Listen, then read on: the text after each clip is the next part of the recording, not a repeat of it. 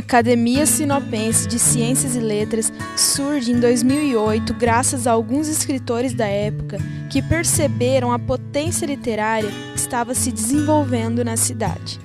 Esse período, ele foi um período em que uma pessoa muito querida, que foi embora e nos deixou muito cedo, precocemente, que é a Viviane Dalberto, ela estava à frente da Secretaria de Cultura. E nesse período houve assim uma efervescência, algumas pessoas publicando, porque Sinop é muito jovem. Então a gente percebeu que esse passava a ser um lugar de identidade para as novas gerações.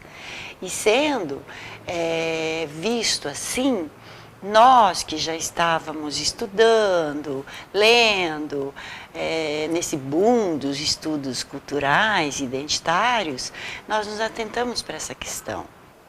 E essa ideia, ela surgiu com esse intuito. Vamos reunir algumas pessoas que escrevem, que produzem. Aí eu conversei com o professor Luiz Erardi, que é um historiador, que já tinha também essa mentalidade, essa preocupação. O professor Irineu Jäger, que é assim um papa para a gente, né? Foi meu professor no curso de letras, professor de latim.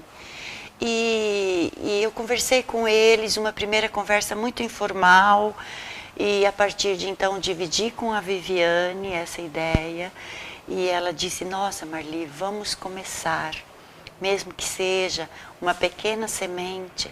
As gerações que vêm aí certamente vão abraçar essa causa, e começamos a formatar algo que nos represente, que seja nosso. De fato, aconteceu em 2008 a fundação na antiga Secretaria da Cultura. Tivemos então a ata de fundação em 2008, e de lá até aqui é uma história bastante comprida, bastante penosa, porque não temos recursos financeiros como deveríamos ter para podermos exercer dignamente a nossa profissão de acadêmicos. Ali no início dos anos 2000, assim que nós iniciamos os trabalhos no Museu Histórico de Sinop, que na época, né, recebia o nome de Casa da Cultura, e ali a gente sempre teve contato, né, com pessoas das várias áreas, né, culturais de Sinop. E a gente sabia que, por exemplo, os artistas e os artesãos já tinham associação deles na época, né? O pessoal das artes plásticas também chegou a ter uma associação. E como a gente já vinha, né, desenvolvendo o nosso trabalho na área literária, então a gente começou também a pensar por que Sinop não ter a sua academia, né? E ali na própria Casa da Cultura, a gente na época reuniu algumas vezes, e aí aos poucos, né, fomos chamando pessoas que tinham interesse, né, em participar, né? Vieram vindo outras pessoas, alguns chegaram, saíram, outros chegaram e permanecem até hoje lá, o que é louvável, né? E hoje, né, a academia está aí, né, desenvolvendo o seu trabalho. Mas o começo dela, historicamente, o começo dela foi assim, foi uma troca, né, de ideias que a gente teve com o professor Irineu, e ele, né, acolheu também a ideia, falou: por que não? Vamos tentar, né? E conseguimos, né? Teve, naturalmente, como toda instituição tem seus altos e baixos, né? Teve momentos que a academia quase que praticamente desapareceu, né? Mas ressurgiu, né? E está aí hoje, né, cada vez mais imponente, cada vez mais participante da vida de Sinop. Depois de fundada, a ideia da academia começa a se espalhar e ganhar força através dos primeiros acadêmicos que convidavam outros amantes da literatura a participarem da instituição. Eu tive uma professora, que era a professora Marieta Prata de Lima Dias, que ministrava a disciplina de produção de texto e leitura. Então, conversando com ela acerca das minhas escritas poéticas, dos meus prêmios, ela me levou numa dessas reuniões da academia, foi no ano de 2013, e a partir dali eu nunca mais saí da academia. faz alguns anos, eu com esse meu gosto pela literatura, pela escrita, eu fui convidada pelo hoje, atualmente presidente da academia, professor Ireneu, que foi meu professor, e ele me convidou a participar, eu fui a uma primeira reunião, e então fui convidada a participar como membro, como acadêmica. Eu tomei conhecimento da academia, que a academia existia, no começo de 2012. Procurei uma professora minha chamada Viviane Malheiros. Na época ela trabalhava na Secretaria da Cultura. E eu fui lá, mas eu fui para saber de projetos de incentivo para publicar o livro. Aí ela comentou comigo sobre a academia. Mas na época eu não tinha nada publicado, não tinha escrito nada. E ela então me perguntou se eu não conhecia mais alguém que escrevia, e eu indiquei uma amiga, Rosana Varela. E a Rosana começou a participar da academia, através da Viviane, né, que fazia parte também.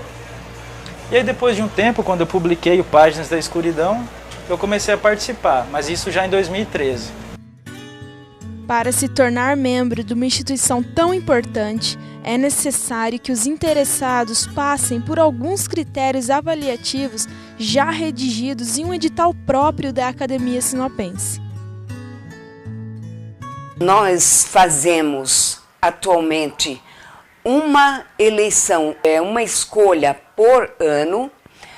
As vagas são abertas e divulgadas, né, no mínimo com 30 dias de antecedência em editais.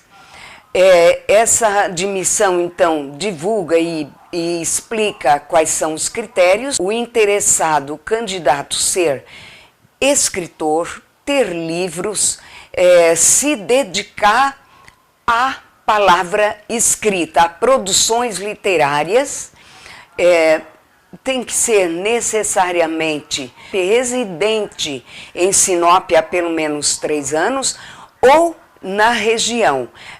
Para a região, nós temos abertas 8 vagas. Das 40 cadeiras, quando chegar às 40 cadeiras, encerra-se esse período, né, de admissão, e aí só abre novas vagas quando há uma vacância. Atualmente nós temos o estatuto, né, o nosso estatuto, que consta no nosso site também. Ele exige que a pessoa realmente tenha aptidão pela escrita. Não precisa ser necessariamente poesia, contos, até porque não se exige que a pessoa seja formada em letras. Ela pode ser uma pessoa ligada às ciências naturais, a pessoas ligadas ao jornalismo, à medicina. Então, o importante para se ingressar na academia é que realmente ela tenha desejo de contribuir. Qualquer cidadão que seja amante da ciência ou da literatura, porque a Academia de Ciências e Letras poderia, teoricamente, se inscrever. Quais são os critérios que vão avaliar quem é admitido e quem não é? Havendo 2 ou 3 pessoas interessadas na mesma cadeira, vai se verificar, primeiramente, a maior titulação dele. Ele é mestre, ele é doutor, ele é professor, ele é o quê? Vamos ver a titulação. Segundo passo, vamos ver o que ele publicou em matéria de obras. Ele escreveu livros, ele participa de pesquisas, ele está envolvido em projetos culturais. Essa parte é a mais importante. Sendo aceito na instituição, o acadêmico passa a ser conhecido então como um imortal da Academia Sinopense de Ciências e Letras. Esse adjetivo, essa qualidade, né, essa visão desse nome dado ao acadêmico já remonta da primeira academia, a Academia Francesa de Letras. Por que imortal? Porque como já aquele ditado bastante conhecido, vão-se os dedos, ficam os anéis. Quer dizer, o que se faz, o que se escreve, o que se produz na palavra, ela fica. Ela se imortaliza. Então, uma pessoa, ela se imortaliza pelos seus feitos. Ela vai, mas os seus feitos ficam. Então, a academia, ela reconhece tão grandemente a produção literária, os feitos de cada acadêmico, de cada um de seus sócios, participantes acadêmicos, que realmente nós vemos o exemplo de toda essa produção literária que a história guarda, que a história conta, que a história segura, e hoje nós podemos ler um Machado de Assis que escreveu um texto, uma história, um romance, lá, né, há tanto tempo ele não existe mais. Assim, um Shakespeare, assim, eles se imortalizaram, e é esse o sentido de imortais da academia, porque o que eles produzem, o que nós produzimos, fica, permanece para sempre. A gente se vai, né? Agora os trabalhos ficam, as obras, as poesias, né? Os contos, né? Isso aí fica para a posteridade. Então, no sentido assim, se torna imortal porque a gente desenvolve trabalho, tanto é que na academia só pode entrar lá que tem trabalho, né? Trabalho escrito, trabalho publicado ou a ser publicado, porque aquilo ali, ele fica para sempre, né? O trabalho que a pessoa desenvolve, ele vai ficar gravado, né? E outra, lembrado, né? E preservado para sempre. Aliás, é uma das funções da academia, né? Preservar, né? Tudo aquilo que os seus acadêmicos, né? Realizam em vida, né? Então é uma função dela. E a gente vê muitos e muitos exemplos hoje aí, né? De trabalhos aí que são, né? Tanto no Brasil como fora do Brasil, que ainda hoje, né? Se usa nas faculdades, né? Se usa em N meios, a gente vê na imprensa, né? De autores, né? Que há muito tempo já deixaram a vida terrena, mas a sua obra continua. Então, na verdade, a obra dele que é imortal, ela não acaba, né? Sempre alguém vai lembrar e ela sempre vai estar à disposição de alguém. Embora o nosso corpo físico ele pereça, né? Um dia nós vamos morrer, mas as palavras, as obras, elas ficam eternizadas, né? As lembranças, os feitos realizados por essas pessoas, elas ficam marcadas na vida da sociedade, na vida das pessoas, né? Então não que fisicamente sejamos imortais, mas aquilo que nós deixamos, nosso legado é imortal, passa de geração em geração. As semelhanças entre os imortais da academia são nítidas, não somente quanto ao seu grande amor pela literatura, mas também pela história literária que cada um traz consigo. Desde criança, desde aluno, né, eu sempre teve assim, né, uma queda, né, para escrever. Eu nunca fui muito de falar, mas eu sempre gostei muito de escrever. E no andar, né, da minha existência, né, eu concluí o ensino fundamental, concluí o ensino médio e optei, né, até porque eu já tinha dentro de mim já um desejo muito grande, né, de seguir a carreira de historiador. Então fazer o curso de História e depois, né, ir aperfeiçoando, né. Já desde a minha infância eu gostava de escrever. Agora sempre, né, voltado para escrever história. Nós temos pessoas que já têm uma veia literária voltada à poesia, né, voltada a contos.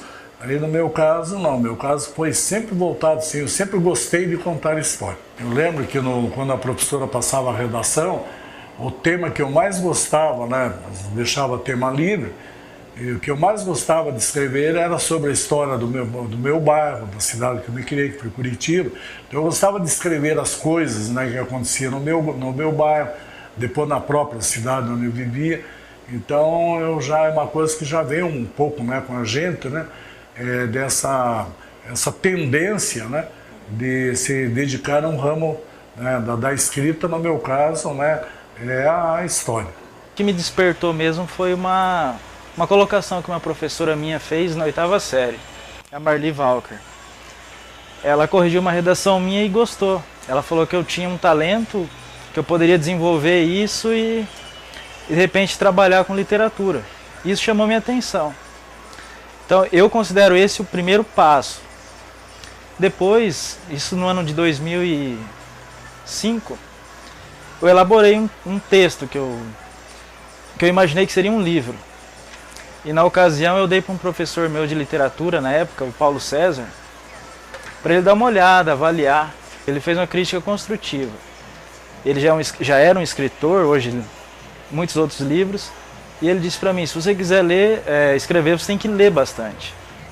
Porque eu tinha aquela ânsia de escrever, aquela vontade, aquele talento, aquela, sei lá como é que eu chamo isso, uma vertente, algo assim, mas faltava aquela base de leitura. E ele despertou isso em mim também. Então, eu considero esses 2 episódios fundamentais nesse sentido. Gostava muito de literatura, principalmente a parte de poesias, né? Poesias e contos. Então, pode-se dizer que dos 12 para 13 anos foi quando eu escrevi minhas primeiras histórias. Foi a partir, acredito que desse momento que eu comecei a perceber que eu tinha uma certa aptidão para a literatura também, né? Eu acredito que já na infância, naquelas aulas de português, em que a professora pede a redação e tal, inclusive aquela do retorno das férias, né? Já havia uma certa predisposição para a escrita. E eu acho que o fato da professora pegar esse texto e ler nas outras turmas me estimulou. E eu acabei acreditando que eu escrevia bem. Claro que muito infantil, muito adolescente, e depois, no decorrer da vida, nunca mais eu havia me dedicado, nem pensado em escrever. Numa situação específica, pessoal, acabei me permitindo resolver algumas angústias, algumas situações em forma de texto, escrevendo. E em pouco tempo surgiu o Pó de Serra, que é o primeiro livro. Esse interesse pela literatura, eu acho que começou desde o dia que eu nasci. É um interesse, uma atração pela palavra, principalmente pela palavra poética. A importância da palavra foi muito cedo. Eu acho que pelo ambiente, eu acredito, pelo ambiente com que eu vivi a minha infância. Era um local, um lugar bastante pitoresco no interior. E eu fui sempre muito inspirada, principalmente pela minha mãe, que tinha, com toda, né, a restrição da cultura que ela tinha, né, uma cultura acadêmica zero, mas ela era de uma expressão poética no falar, e eu acredito que começou ali.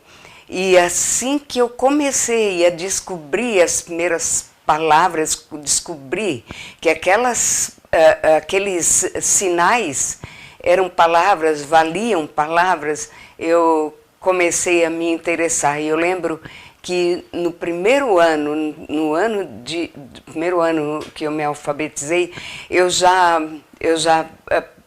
prezava, eu já buscava uma expressão boa, bonita, e já puxando para o poético que a palavra pode oferecer. Com tantas histórias e desdobramentos, os acadêmicos carregam consigo um grande amor e respeito pela instituição.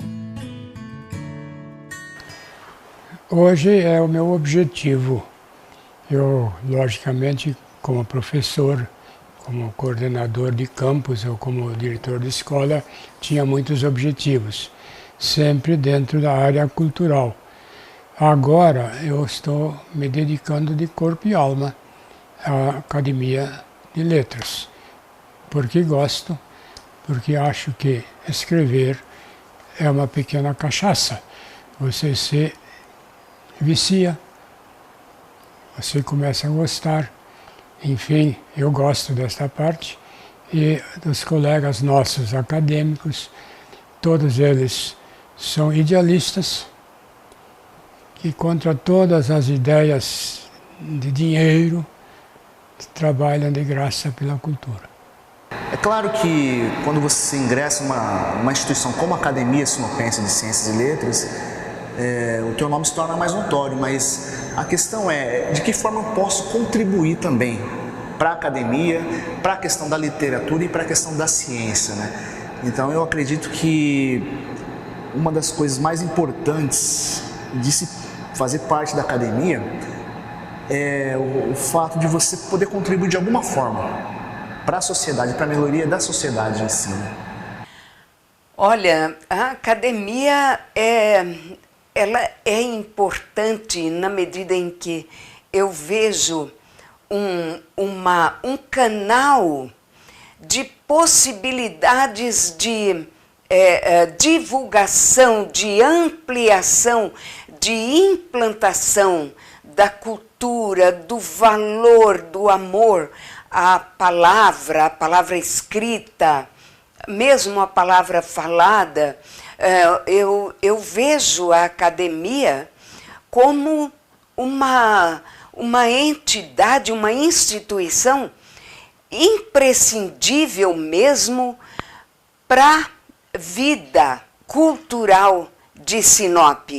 E para mim, eu me vejo assim, privilegiada, feliz e sempre buscando ser digna de pertencer a uma entidade tão especial, tão rara, tão única como é uma academia de letras. Eu acho a academia, eu sempre admirei ela por ela ser um instrumento fomentador da literatura regional. Não me imagino fora desse meio. E acreditam em um futuro próspero e repleto de conquistas para a academia que foi fundada e é mantida pelo amor de seus integrantes. Eu acredito que a academia ela só vai se consolidar, a tendência dela é crescer, a gente tem previsão para 40 membros, estamos hoje em 21, vamos abrir um edital daqui a uns meses para mais 9 acadêmicos.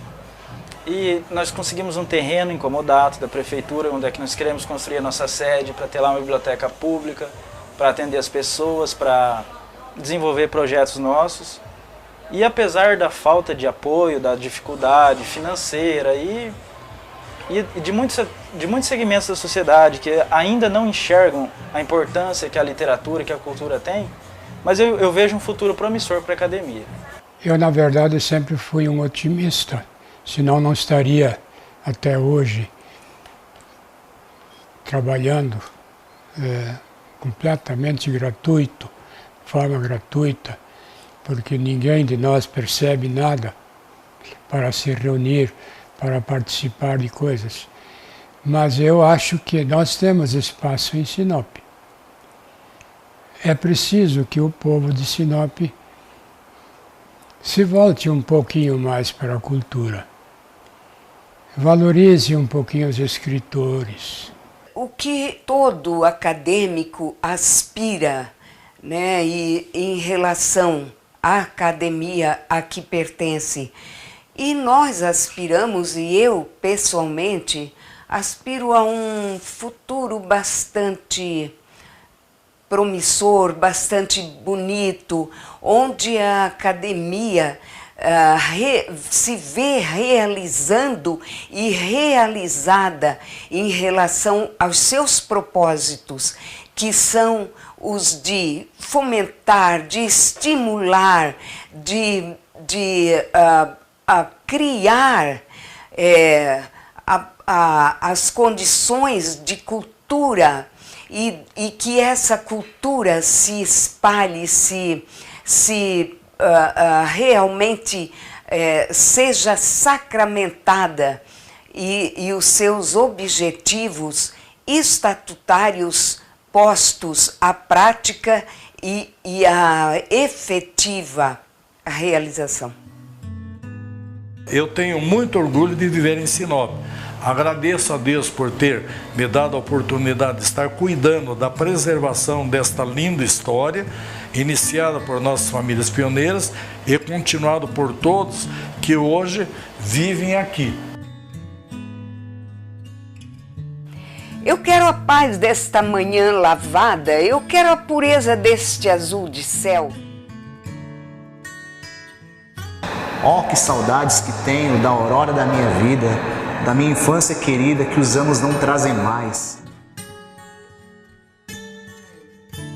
Venha cá, amo você e você me ama também. Eu preciso de você para existir. Você só existe em mim, então vem e me embriaga. Me tira desse mundo sem você. Amo você, minha loira. Amo você de um jeito muito especial. O poeta inglês Shakespeare disse: "To be or not to be, that is the question." Ser ou não ser, eis a questão. Eu quero esta brisa da manhã em risos, nos meus cabelos assanhados e o cheiro de terra úmida, recém-acordada, a invadir os meus sentidos. Como são belos os dias, o despontar da existência, respira uma inocência, como perfumes à flor. Amor no sentido puro de amor, sem hipocrisias. Não é exagero, somos só nós dois, senhores de nossos próprios universos. Plenamente conectados, loira, como eu e o álcool. Eu e você finalmente nos encontramos, como um bêbado te escreveu certa vez que seria. A verdade é que hoje, onde se lia ser ou não ser, eis a questão, se lê ter ou não ter, eis a questão. To have or not to have, that is the question.